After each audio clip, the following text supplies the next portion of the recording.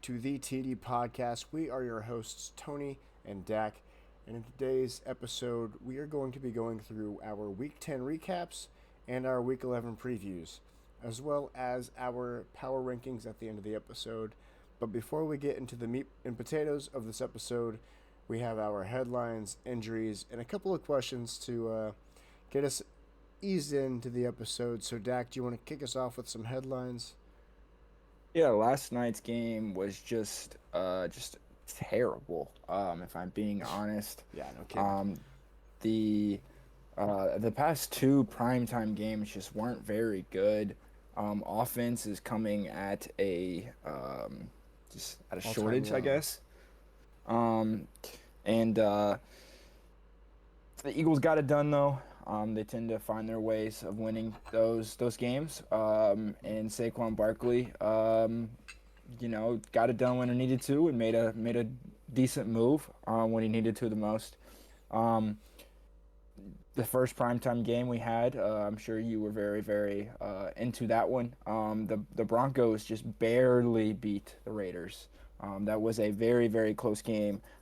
And the Raiders were there. They were close. They almost got it done, but Brock Bowers did not get the ball. And as we'll get to in our bets episode, kind of failed the parlay. JT is having a no doubt MVP season. Um, and I was watching some TV, some sports stuff that Jonathan Taylor has he's beat a lot of records, right? The MVP is statistically proven and it's a quarterback award. Could we possibly see JT get it? Probably not, which is gonna suck. But dude he has 17 TDs already. I mean, Yeah. he's just and you know what's crazy? He's not the number one player in fantasy football this year. He's got more touchdowns than Gino. Yeah. But Jonathan Taylor's not the number one fantasy football player this year. And we'll get to that in our fantasy football episode. Bills lose to the Dolphins, and goodness gracious, like You're no kidding. what what Bills team's going to show up, like what Packers team's going to show up. We just don't know. Panthers lost to the Saints. LOL. Olave went off. Again, Steelers couldn't do crap. Giants blew a 10-point lead, and Brian Dable got fired. And Russell Wilson has no spot in the NFL. Ravens have been on a roll, winners of three straight. And Lions killed the Commanders. And Javon Kinlaw decided to punch Amon-Ra St. Brown. But don't look now. But after starting 1-5, the Baltimore Ravens are 4-5 and are making a case to win the AFC North. Yeah, and the Bengals aren't far behind with Joe Burrow's practice window opening. So, Correct. and it's a tight AFC this year. So now for some injuries. I'm on the wrong notes. We got Jackson Dart with concussion, and then you put Trey Hendrickson too. I didn't see him I get just put injured. his timeline is very concerning. He's ruled out again this week. Hmm. That's a crucial guy on that defense if the Bengals want to get going. His timeline is something to monitor. I don't know if he re-injured something, but he's not close to returning, I Yeah. guess. And then a couple other things. Jackson Powers Johnson, a guard for the Raiders, is now on injured reserve, likely out for the rest of the season. Dylan Parham, the other guard, also hurt. If you're playing Ashton Genty, good luck for you. And then Travis Hunter is out for the season with his knee injury. Correct. I think that covers just about all the bases I can think of off the top of my head. Yeah. So now we got your questions. Yeah, so as you just mentioned, Joe Burrow's practice window is just open 21 days to where he has to be activated somewhere in those 21 days. The three games remaining, or the three games in this kind of the next three games that the Bengals have, they have the Steelers, the Patriots, and the Ravens. Say they go 2-3 somehow in that stint, which they'll most likely Two, go. four, three. Huh? 2-4-3. Two out of three. Win Yeah. two out of those three games. Yeah. Yeah. Never mind. Just keep going. Um, Keep chugging. And say they go they're 5-7 when Joe Burrow makes a return. If Joe Burrow doesn't make the return earlier, do the Bengals have a chance of making the playoffs? I'd have to look at the whole landscape, but obviously by then, a lot of things will have changed. I think Daniel Jones is coming down from his high horse, so the Colts AFC South could open up a little bit if the Jags can figure themselves out. The Texans seem to be back on track in some way, shape, or form. With Davis Mills winning a game. Great game. So when C.J. Stroud was drafted, I was like, why are they drafting C.J. Stroud? Because Davis Mills was my dude. Gave up on him. Davis Mills is not. He was not bad. He was not bad. Kind of just gave up on him. I mean, he took them to a 6-10 his rookie year. Something like that. Yeah. Something like that. Without DeAndre Hopkins too, if I'm not mistaken. I mean, they didn't really have. I think Brandon Cooks was his number one receiver that year. NFL rumors from Sleeper right now. Joe Burrow's targeting a Week 13 return. So that is against the Ravens on Thanksgiving Day. So yeah, you go 1-1 the next 2 games. You get the Steelers this week, and then you have the Patriots next week. Even if you go 2-0, that'd be kind of crazy. You go 2-0, you're sitting at 6-6. Or no, not 6-6, 5-6. Yeah. Going into Thanksgiving, and I think the Bengals have a realistic shot staying in the AFC North. The Ravens have won as of 3 straight. They got another divisional game this weekend against the Browns.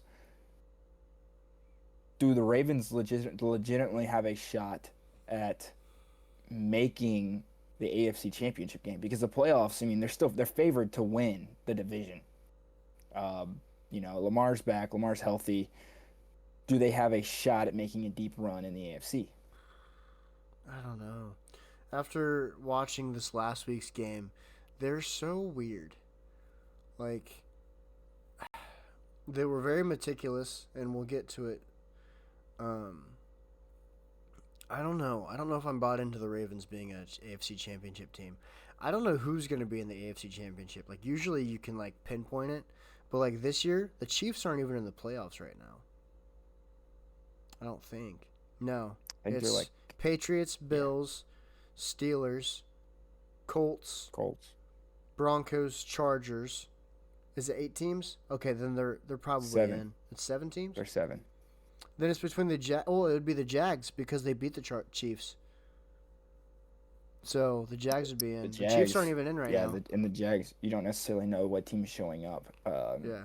Just like the Bills, you don't know who's going to show up. And that leads me to my next point is, are you liking the AFC more or the NFC more just right now as a whole conference? For Super Bowl or Just from the top down. I don't know. I feel like their teams are a lot more. You can gauge it a lot better. The Seahawks, the Rams, Buccaneers, the Lions. Well, maybe not. Eagles. I would say the Eagles and the Rams are 2 of the only teams in the NFC that are predictable, and then they might be the only 2 predictable teams in the league. So, because the Colts, they're starting to come down to earth outside of Jonathan Taylor. The Broncos, I don't trust. I can't believe they're 8-2. I just saw the record. It doesn't make any sense. The Chargers, I don't think they're going to keep up their record without either of their starting tackles. I can't believe they won last week. They ran the ball well in that Steelers defense, which was kind of weird to me. The AFC North is a crapshoot. And then the AFC East, it's exciting to see the Patriots, which is weird to say. So weird to say. Vrabel's got that team playing. He's got that team playing. If I looked at myself, if younger me heard me now say I'm excited to see the Patriots where they are, he'd probably throw up. But it's not the same team. And then the Bills, I don't know, man. I just like how competitive it is, I guess. There's a lot of disparity, which is fun. There's no top dog. We've seen a lot of top teams get knocked off. by the Panthers and the Browns, which is weird. So, I mean, the Panthers had a winning record, so it's just kind of crazy. And Andy Dalton was their quarterback, so Bryce Young comes back and they forget how to play football. Yeah. NFL is a weird place, man. NFL is a weird place. Top down. Great league. I don't know that I answered any of your questions very well, but basically the NFL is just weird. So that's what you're getting out of me. Fair enough. So, getting into the game breakdowns, as mentioned in our last week's preview episode, I watched the Baltimore Ravens and the Minnesota Vikings. As much as I wanted to say the Ravens were playing a different team. What was it, the Seahawks? No, it was the Lions. I wanted the Ravens to be playing the Lions real bad for some reason. That already happened this year. Sure did. Yeah. Wait, who? The Ravens didn't play the Lions week 1. It was the Ravens Bills. Week 2. Sorry. There you go. Prime time. So, yeah, because they stomped them out, didn't they? The Lions stomped them out, and everybody was like sweating for the Ravens, or was it vice versa? There was a decent game there for Derrick Henry, I believe. Yeah, I don't remember. He had some fumble issues. Yeah, he was. Back-to-back games. It was an awesome first drive from the Vikings. J.J. McCarthy took a big hit and delivered a first down to Justin Jefferson. Deep pass completed with a dime to Jalen Naylor for 63 yards, if I'm not mistaken. And then that drive was capped off with an Aaron Jones touchdown. But that went downhill real fast from there. J.J. McCarthy ended up finishing with 1 touchdown, 2 interceptions, and 248 yards. A lot of errant throws. Jay Jettis was not a very happy guy. He wasn't even running for the picks. He wasn't even trying to tackle anybody. He had 13 targets and 4 catches, I think. And it wasn't because he was dropping the ball. It was just because they were lawn darted over his head. As I mentioned earlier, the Ravens, they were just meticulous. They were just taking what they were given. After a rough 3-and-out opening drive, of course, because it was it was bad. It was ugly. I thought it was going to be a long game for them. Didn't have many big plays either. Their longest play of the game was 26-yard completion to Zay Flowers. And then Lamar ended up finishing with 176 yards passing and a touchdown and 9 rushing attempts for 36 yards. And then Derrick Henry ran 20 times for 75 yards. Again, no really big plays. So that was interesting to see against a Vikings defense that's been wishy-washy and with the turnovers as well. So yeah, I watched the Bucs and Patriots, which was a great game. The Bucs got the ball right out and went down. Emeka Egbuka scored, boom, and I was like, oh, okay, the Bucs are ready for the game. They're ready to throw punches. I mean, they threw a punch right and hit him right in the mouth.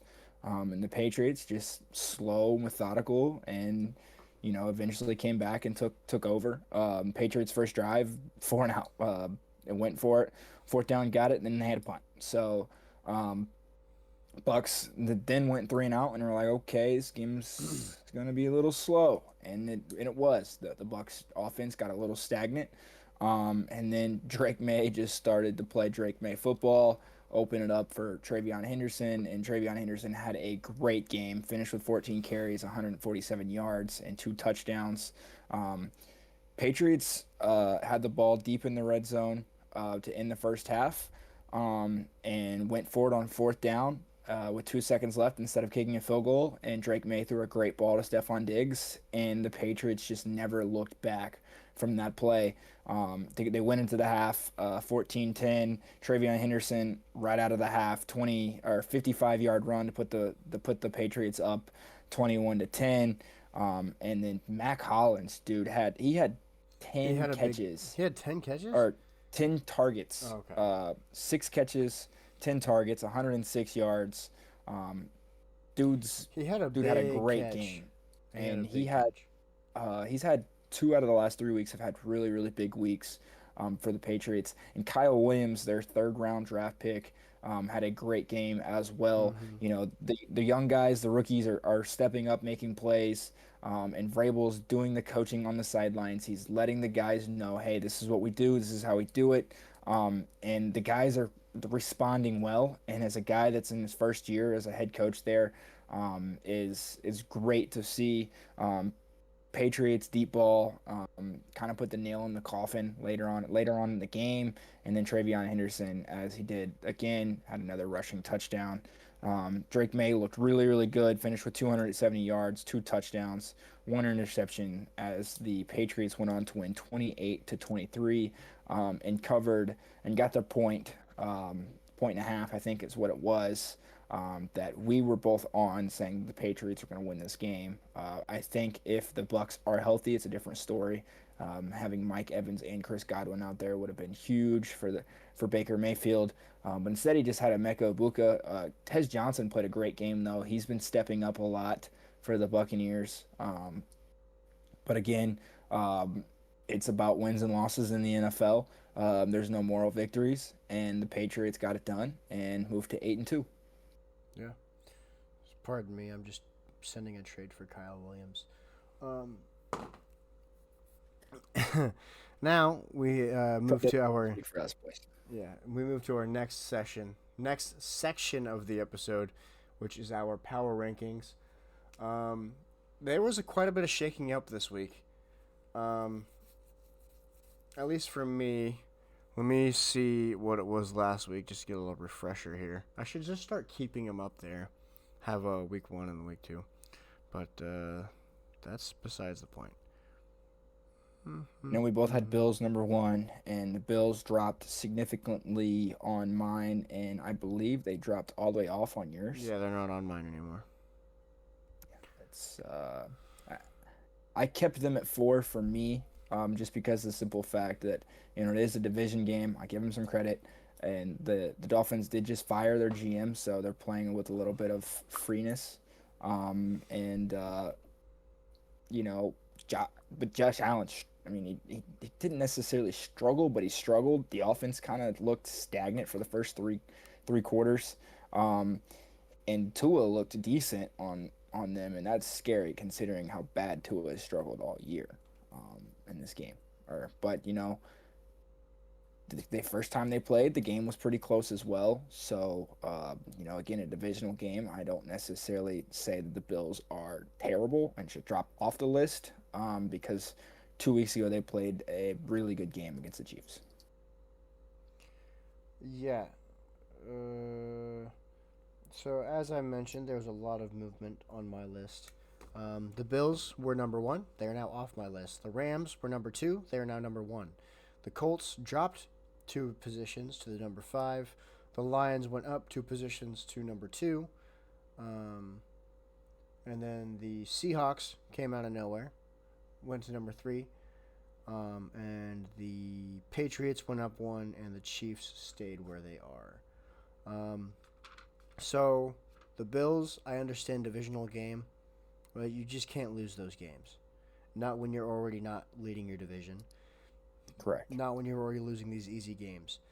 So that's why the Bills are off my list. The Rams went up because they are, in my mind, now the most consistent team in the NFL. They win on all 3 phases: running, passing, defense. They did it all. They do it all. Lions I would are say up there. They would say they did it against a banged-up Niners team. Granted, they have been doing it all year. I think the Niners get a little bit more healthier. It's a different game. It was a one-score game the whole game until they kind of just pulled away and had some gimme touchdowns later on in that game. Yeah, but regardless of how they did it, they did it. The Lions are up there too. Jared Goff is number 2 in passing touchdowns. Jahmyr Gibbs, when he has a good game, he's on. And then David Montgomery's always got a 1-2 punch. The Seahawks, it's time to give them their flowers for me. They absolutely lit up. Oh, who was it? Who'd they play? I know they lit them up. The Cardinals. They stomped them out. And it's not even like... DeMarcus Lawrence had 2 touchdowns, and he's playing defense. That really? So, that's insane. Yes. 2 touchdowns. It wasn't moved even... into the top 15 of D linemen in fantasy, just because he had a 31-point game. Yeah. So. But, yeah, the Seahawks get their flowers. I understand it was against a Cardinals team with a backup, but they're playing better with their backup. So Sorry about you. Yes. The Patriots. It was hard for me to not have them higher just because I've been high on them for a while. I'm just it's the strength of schedule. I'm a big proponent of you got to beat who's in front of you. Um, but with being who's been in front of them, you got to wait a little bit longer. The Colts. I don't like how close that game was. And No, I Daniel don't either. Jones, I mentioned before, looks human. He looks like the quarterback that I've been saying he is this entire season and the entire No, offseason. he's still looking at like that first read guy. He's a Like worst he's kind of panics. first read guy, Um, doesn't know how to deal with pressure. He almost threw a pick on that final drive to Tyler Warren if Tyler Warren wasn't good at yeah, football. It was not just bad. that, but that fourth down ball was like not even that great of a Way ball, and yeah. again, it was Tyler Warren. Mhm. So I think he forces the ball sometimes, and he's getting lucky right now. Yeah. And I don't want to necessarily say lucky, but he doesn't look like No, he's it's lucky. schemed out a little bit. And again, it reminds me a lot of what Sam Darnold did last year. Granted, Sam Darnold is balling right now, so with the Seahawks. Yeah. But again, he's got one of the best. He's had one of the best receivers in football. He had Justin Jefferson last year. Now he's got JSN. So, Mhm. what does not saying that Daniel Jones doesn't have a good receiver because he's got He has a good good weapons receiving core. around him. But he's got the best running back in the league. So, I mean, Jonathan Taylor is the best running back in the league right now, Yeah. and it's hands down. He may not be the best receiving back because we know who that is. Because Christian McCaffrey can move to slot receiver if he wanted to, but Jonathan Taylor is the best running back in the NFL right now by far. Yeah. I don't. Yeah, I saw a TikTok earlier today. It was Daniel Jones, like secret. He was getting dosed with Andrew Luck serum, and it's wearing out, so that's why he's starting to suck again. I don't know. I mean, maybe. Yeah, I have the Seahawks at 4, I believe, Yeah. just because of the simple fact that I don't necessarily think they've played top team on this list yet. I think they played the Rams and the Rams beat them. I think already. And I want to see. I know the Seahawks play the Colts later on in the year. I want to see the Seahawks play a top team on this They list play and the see how they Rams do. this week. Oh, so they haven't played the Rams yet? Mm-mm. It's actually the game I'm previewing.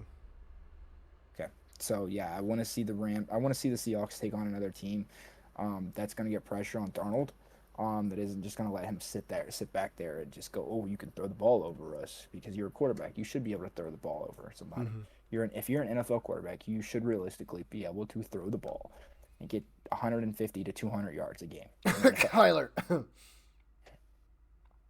Aaron Rodgers. A little sick, sorry. And then Sweating. the Chiefs stayed at 6 for me because they were on a bye week. Yeah, Yeah. it's just that simple. So now back to our previews. A lot of NFC West this week. A lot of NFC West this week, yeah. So our previews for me, I'm watching. Well, it's actually the entire NFC West. I'll be Yeah. watching or trying my best to watch the Rams and Seahawks game. It's king of the NFC West. Promising young wide receivers going head to head. MVP candidates. Offensive head coach versus defensive head coach. What more could you ask for from an NFL game? I mean, the implications in this game are like up there. Like, I don't think there's another game this deep into the season that we have had so far. Like, yeah, we had the Ravens Bills game week 1, but that told us nothing. And this is a divisional game as well. Yeah. So, I mean, it just adds a whole other. When you have. It's like when the Packers. No. It's like when the Vikings played the Lions last year when both teams were like 10-0 and 9-1. Like, this is a game that's going to set up that has potential to be seeding wise later on in the year in the NFC West. And again, two teams that want to prove that they're the real deal. They've both played the Niners, and they've both played the Cardinals, and they've both won both of those games. Granted, the Rams split with the Niners, but again, this is two teams that haven't played each other in their division. Mm-hmm. They want to show, they want to be at the top of that division. With all that being said, I have the Rams hedging out 27-21. For me, it comes down to quarterback. Matt Stafford is just the better quarterback in this position. Correct. Correct. The Rams' defense is good, but I think that with Matt Stafford's experience and just the head coach that Sean McVay is, he's going to be able to scheme around it. And it's not like the Rams' offensive line is bad either. I'm interested to see. I know JSN was clear during the game. He got a little banged up in the game last week, and I think they're pretty cautious or precautious with him later on in that game. I'm interested to see how he responds this week Yeah. going against a divisional opponent. I am interested to see how JSN plays against the Rams secondary, though, because they've been a little wishy-washy this year. So if Sam Darnold can get it out to him, it could be a nail biter, and I'm kind of excited for it. Yeah, the game I'm previewing is the other NFC West game. The Niners 6-4 going against the Cardinals 3-6. Second matchup is the Cardinals lost the first one to the Niners. The Niners won on a game-winning field goal. Niners going for the sweep. Most likely going to be a backup quarterback duel. So most people are going to be like, who cares to watch this game? It's going to be a Jacoby Brissett versus Mac Jones game. The Cardinals, surprisingly, are the only team in the NFC to have a winning record against Kyle Shanahan. They're 9-7 against Kyle Shanahan. But the Niners have CMC, and CMC does wonderful things against the Cardinals. As we will get to in the matchups that I like this week for the Waiver Wire Wednesday episode, I'll give you a sneak peek here. Christian McCaffrey, and every time in all the games that he's played against the Cardinals, he's only been under 100 scrimmage yards once against the Cardinals. So that's something to monitor. The last time he played him, he had 8 catches for 80 yards as a running back. So again, they have CMC. I think he's the guy that separates the two teams. Again, the Cardinals don't have James Conner, who is probably their best weapon besides Trey McBride. I know Marvin Harrison Jr. is on that team, but I don't necessarily think he's going to do too much against that 49ers secondary, because that 49ers secondary is experienced. They may not have, the names, but I think they're going to hold them in check. And I have the Niners winning 23-19 though in a one-score game, because that's just how it always happens in the Cardinals 49ers games. It just comes down to one score. Yeah. Have you had the Niners lose in any of your I've only previewed them once. I know, but throughout this entire time that we've had this podcast and talked about the Niners. Oh, no. If I know they're going to lose, I'm not going to talk about them. I didn't talk about them last week because I knew it wasn't going to be a great game. You're not supposed to win that game. Your whole D-line is just out. Everybody on that D-line. They're very, very thin, and that's why I think in this game, whoever runs the ball well is going to win, because you got to control the clock. If your defense can get a stop and get your offense on the board or on the field, that's going to be able to who's going to win that game, because you got to control the game when your defenses just aren't great. Whose D-line is thin? The Bills. But I'm not talking thin depth-wise. I'm talking they're skinny. They're light. Same with that's not true. So now Niners have 5 healthy guys on their D-line. Well, that's Kyle Shanahan said this week that there was no injuries to report in the last 2 days, and he said he's going to hold his breath till Wednesday because no one's popped up on the injury report. Somebody's going to stub their toe. Break it. It'll probably be Brock Purdy, because it's already stubbed. It just needs to restub it. All right, so that caps off our previews. That gets rid of our meat and potatoes. Now we're down to our dessert. Getting a little Thanksgiving-esque now. Our 2-minute warning.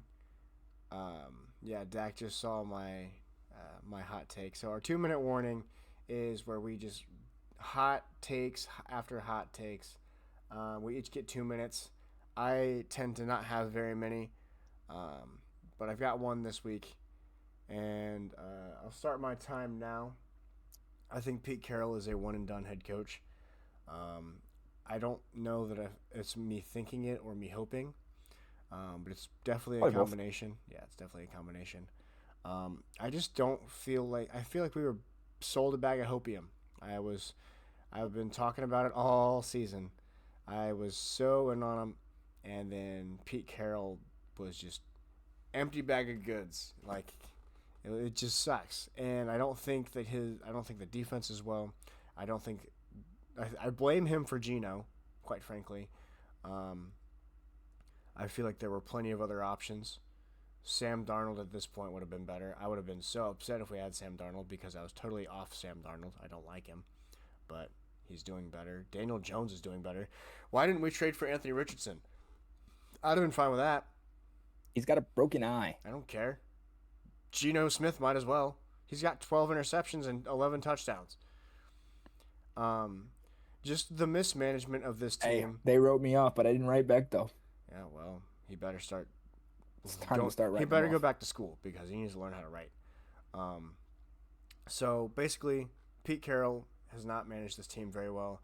I'm not usually the kind of guy to write off a head coach after one season, but he's old, so that's the difference. He has Raiders fans, kind of including me, wanting John Gruden back, and I never not wanted Derek Carr. So, yeah.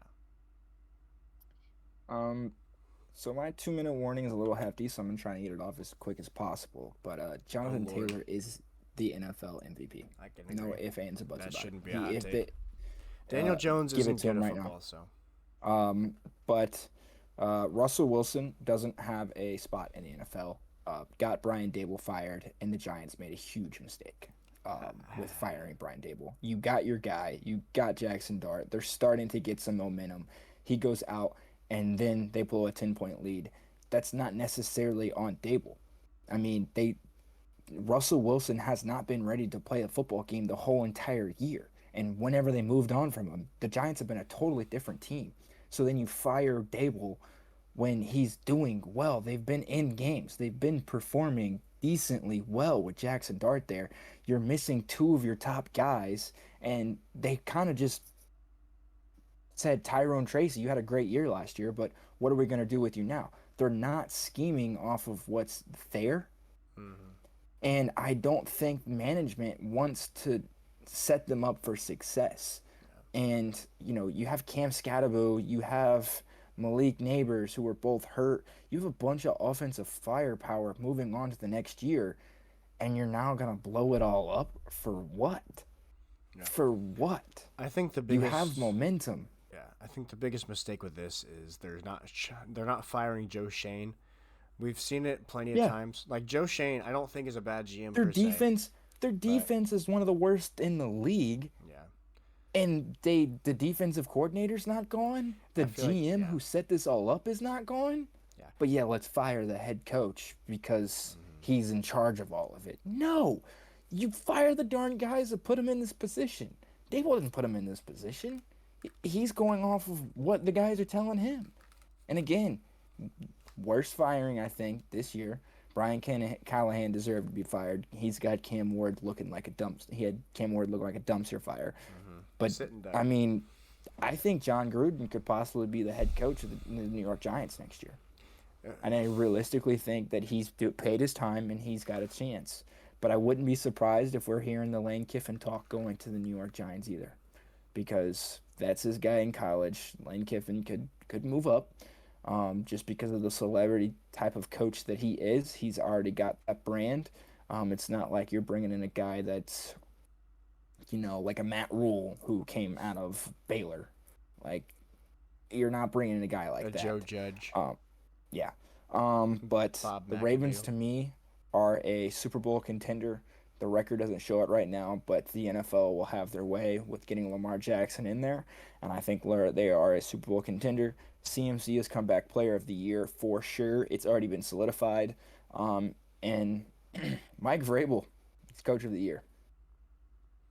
Yeah, I Hands think. down, Coach of the Year. Hold on, while I have my notes up, let's see what our preseason takes were with that. If I can find it within like the next minute and a half. Preseason. Because for those of you that don't know, we did this. Yeah, okay. So we both had Comeback Player of the Year being Christian McCaffrey. Coach of the Year, Mike Vrabel. I was off with MVP, though. I had Joe Burrow. Hey, listen, 2 for 7. I'll take 2 for 7. You had Sean McDermott. Okay. Yeah, that's that's the not Bills happening. head coach, right? Yeah. Offensive Okay, Player no. of the Year being Christian McCaffrey. That's not happening. What? If Jonathan Taylor doesn't win MVP, he's Offensive Player of the Year. Yes. If he's not Offensive Player of the Year, then he's MVP, and Jackson Smith and Jigba wins it. Yeah, that's fair. Yes. JT's having So, like JT. It's so hard because those two guys are like doing such like great. Like CMC has like more receiving yards than most receivers this year. Like I mean, it's yeah, just but insane to me. 49ers have no receivers, so you gotta. So Doesn't matter. He's still getting reps. I mean, Still getting yards. yeah, but like my point is, Who was my MVP? Josh Allen. It was. Let me go back and find it. Your MVP was Jalen Hurts because you're a cornball. What? Yeah, why would you do such a thing? At least mine was Joe Burrow. I don't remember. I don't remember that. Yeah, I think you weird. changed it. Dude, I'm I think looking you at changed it. I don't have. I think you just changed it. You wish. You're just bad at making takes. Nah, you changed it. Hold on. Okay, that's what we'll do. We're gonna do that in an upcoming episode. Is go back and look at our off season because it's past. It's past. Yeah. We'll just when it's a weird week of games, we'll just skip the preview of a game and just go through our off season stuff. Ashton Genty for my rookie of the year is. I mean, we both had that, so. Yeah, is he gonna get it though? No. Emeka Ibuka exists. I mean, there's a chance, but it's not a close one. Emeka's been doing some great things. Yeah, it's been all up in the air, but we're getting off on a tangent. I hope you guys all enjoyed. Don't forget to like, subscribe, comment, share. Let us know what you think down below. What games are you going to be watching? What hot takes do you guys have? And as always, see you guys in the next episode. Peace.